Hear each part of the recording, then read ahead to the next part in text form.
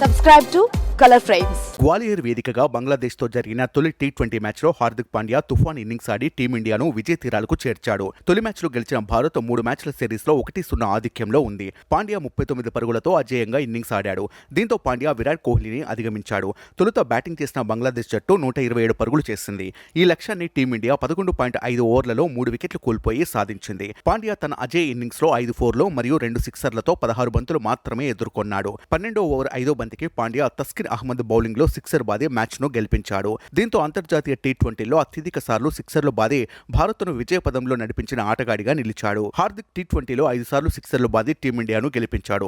విరాట్ కోహ్లీ ఇలా 4 సార్లు చేశాడు.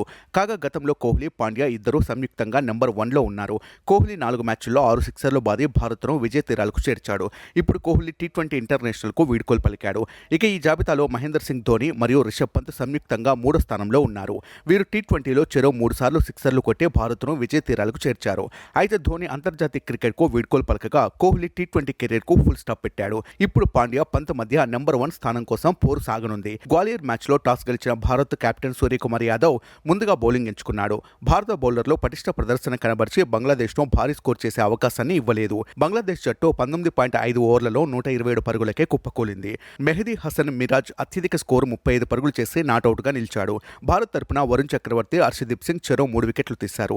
ఛేదనలో భారత్ 11.5 ఓవర్లలో 3 వికెట్లు కోల్పోయి విజయం సాధించింది. పాండ్యా 39 పరుగులతో పాటు సంజు శాంసన్, కెప్టెన్ సూర్యకుమార్ చెరో 29 పరుగులు సాధించారు. కాగా అక్టోబర్ 9న ఢిల్లీలోని అరుణ్ జైట్లీ స్టేడియంలో రెండో మ్యాచ్ జరగనుంది. ఈ మ్యాచ్లో భారత్ విజయం సాధిస్తే సిరీస్లో 2-0తో తిరుగులేని ఆధిక్యం సాధిస్తుంది. వీడియో మీకు నచ్చినట్లయితే ప్లీజ్ లైక్ చేయండి, షేర్ చేయండి, కామెంట్ చేయండి.